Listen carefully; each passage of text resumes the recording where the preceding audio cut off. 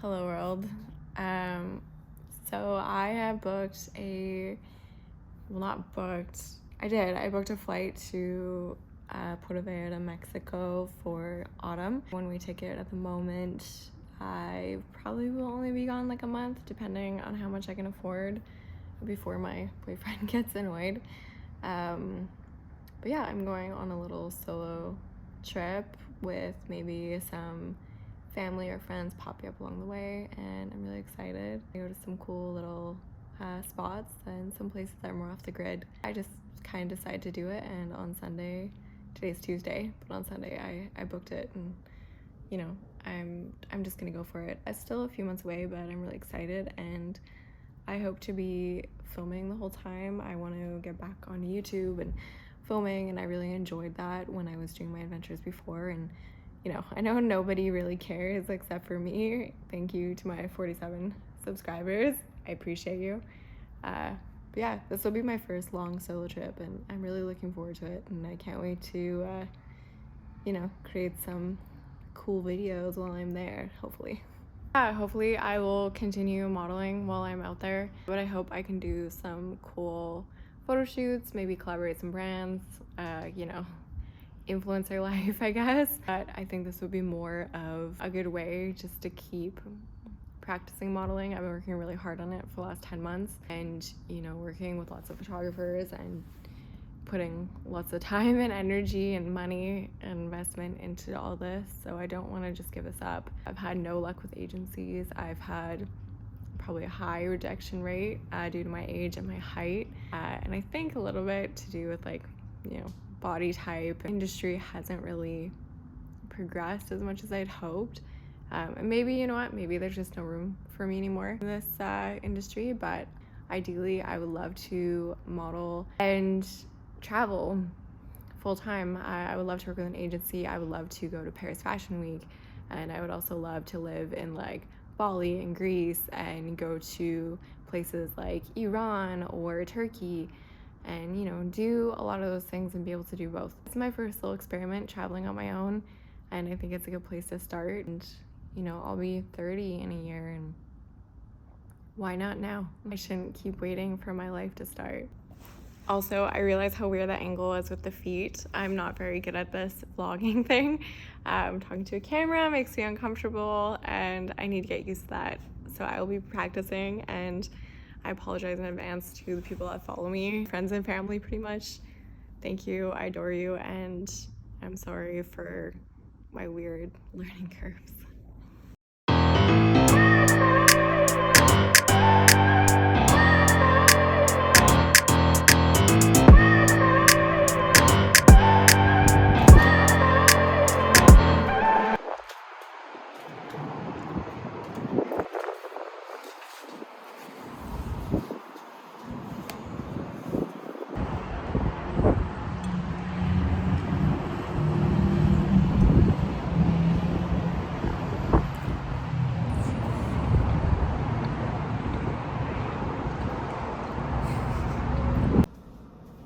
Just getting my tea.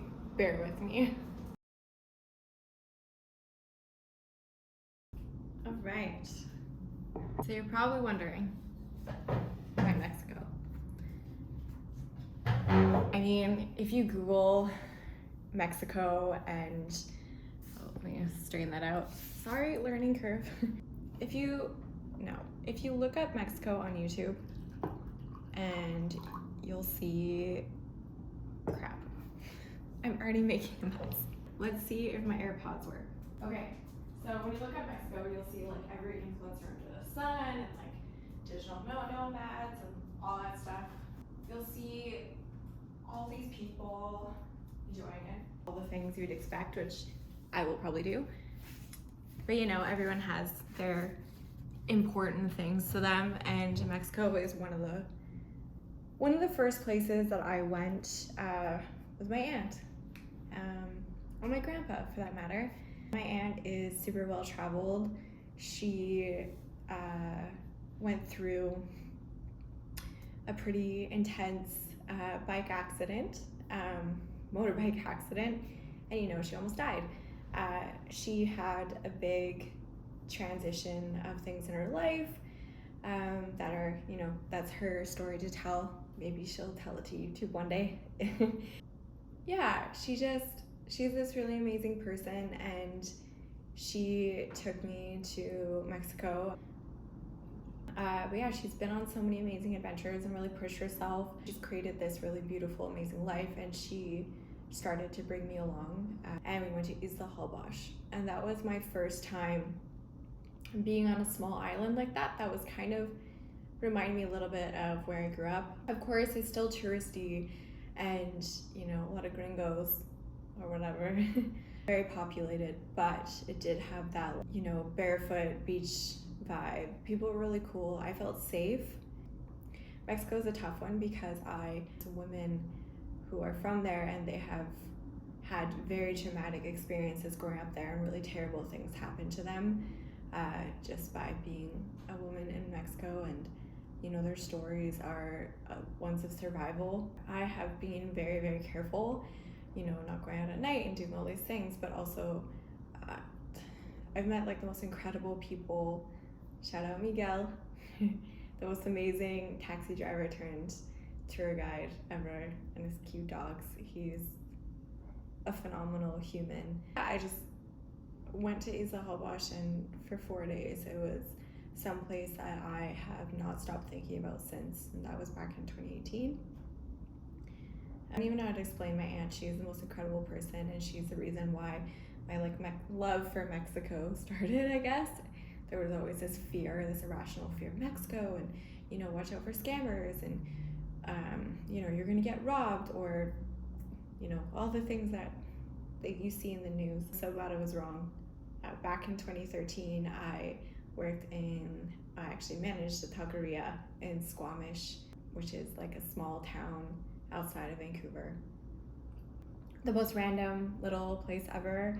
And our chef Frankie, DJ Frankie V, he was a DJ in Puerto Vallarta, and he was always telling the most amazing stories, and it was so cool to talk to someone, because I grew up in British Columbia.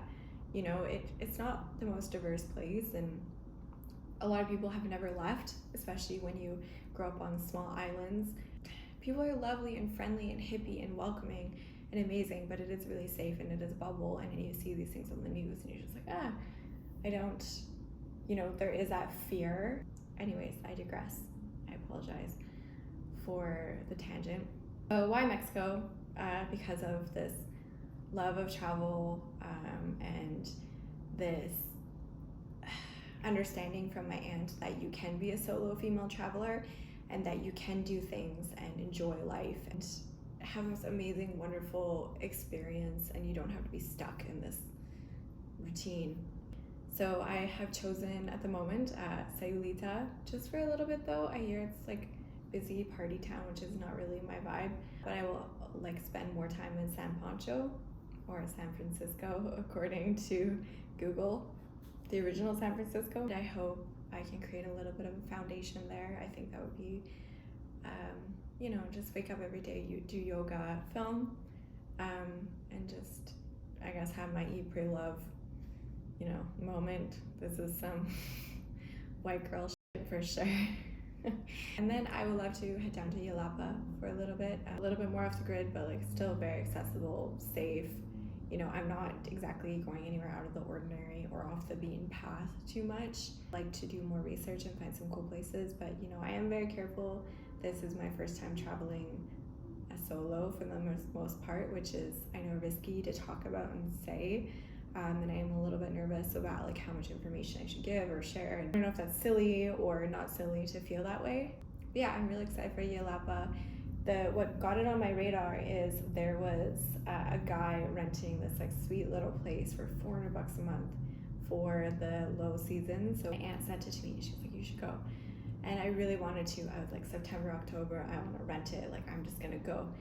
And he didn't rent to me. He wanted a full-time renter, which is totally fine. But that was that really got me going and be okay, why have I been putting this off for so long? I've been thinking about doing something You know, I mean, of course, I've been thinking about like, let me travel the world for a year, or, you know, travel across like Indonesia for 6 months and all those things. But there's always been that fear holding me back. So yeah, I'm giving it a shot and just going for this 1 month. And also I've been able to negotiate with my work. I'm still in negotiations, I guess, about taking sort of a leave of absence so I can come back, because I do have those obligations and responsibilities. Like the apartment I live in with my partner, it is quite expensive. Actually, no, it's not that expensive compared to what Vancouver is.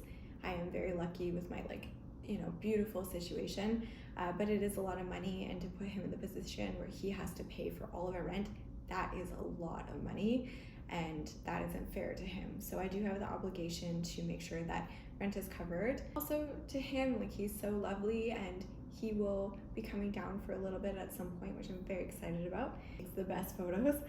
I will miss him so much, and you know, that'll be my first time leaving him for so long, and I do think it's important to be completely independent. And you know, we do a lot of things separately, but we really do enjoy doing things together as well. So it is a little weird to be like, peace, like I want to do this by myself. My goal would be just to travel, and I always love the idea of solo female traveler moniker. I don't know, I feel like there's kind of a cool thing about it. It's a little bit badass. So this is my little like wannabe moment. I mean, I'm going to like rich hippie yoga matcha latte drinking life for a couple weeks. It's nothing to call home about, but it's really cool, and I'm really excited, and it's still something, and it's important to me. And I think, you know, all those whatever little things make you happy are super important. I don't know why I want to share this, but I do, and I want to immortalize it a little bit. I just wanted to share. So this was a gift from a friend of mine on my birthday. I think it was 2018, no, 2017. I'm sorry, Allie, if I can't remember, I sincerely apologize. But I do remember the moment, I do remember this. It's Persian, he's Persian, and yeah, it was such a beautiful gift and super unexpected. I don't really expect gifts so much. Being given a gift from a friend is like really special. And this is actually kind of cool. This is also from a birthday, 16th birthday, spring, from a very special person. He has now passed away, but he was a really famous potter. And I got to choose one piece of pottery from his, it's not studio. I guess it was a studio. But yeah, this was a really beautiful piece, and I've had it since I was 16, and I'm 29 now, so I hope I can, you know, these two things are very important to me, and I've been drinking tea out of them almost every day lately while I've been thinking about this whole, you know, go travel by myself for a little while thing, so it just makes sense to have them. Shout out O5 Tea in Vancouver. If you ever in the area and you want like really good high quality matcha or green tea or Japanese teas, most specifically, this one's a really nice sencha. The owner, Pedro, is awesome, and they should probably sponsor me one day, I'm just saying. But yeah, check out O5 Tea on West 4th. They're really cool, and they've been like, you know, a little part of this journey here the last, you know, week or so. I've been like developing this adventure and journey in my head. Thank you for listening. I have no idea where the where the rest of this video is gonna go. Maybe I'll add more to it. Maybe it's just this.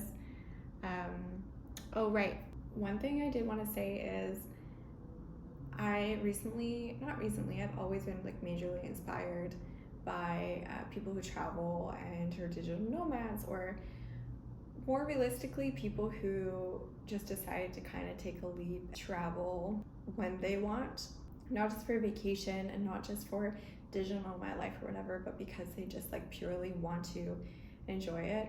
One person that's come up recently is Dakota. I grew up with her. You should check her out on Instagram, Little Rig. She's living out of her home that she like mobile home, I guess, that she completely renovated, and she's currently in the Baja with her dog. Pretty cool. She's down there for a while too, and I really you know, appreciate what she's doing. Just kind of taking that leap and doing it like all by herself, I think it's such an awesome thing. Another person is someone that I used to work with a long time ago. I still have her on Instagram, and I saw her updates and I'm like, oh damn, she's in Thailand, what's going on with that? But for the next 6 months, and I thought that was a cool thing. And she's like, I wanted to do it before I turned 30. And I was like, damn. Like, that's, you know, you're younger than me and you're doing this, and I'm like, crap, I need to keep up. I think that's it. Maybe I'll be back. This is a random video. I apologize. It's been a really long time. Hopefully I can get some cool hiking and adventure videos this summer. I am traveling a lot. Well, just for weekends, more model-y things. And I might have something special coming up in the Yukon. Or I do have something special coming up in the Yukon, and I am beyond excited to do that and share that. Anyways, thanks, and yeah, bye. I just want to point out, I apologize once again for how this video is turning out. I don't know how to keep my head in the frame, apparently. I thought I lined it up pretty good, but I suck at that. Check out my view. This is the apartment that I'm super lucky to have, and I don't want to mess up by not paying rent when I go away. Anyways, sorry about that. This is my forehead. It's still a thing, I swear. When I was in Saskatoon a couple years ago, which I'm going back in about 2 weeks, I'm so excited. I was joking to my friend that I'm the worst influencer in the world. I'm like the most like wannabe. Oh my God, I'm not even looking at the, this is why you have to flip your phone. Okay, I'm trying to look at the lens. I'm gonna look this way because I suck at this.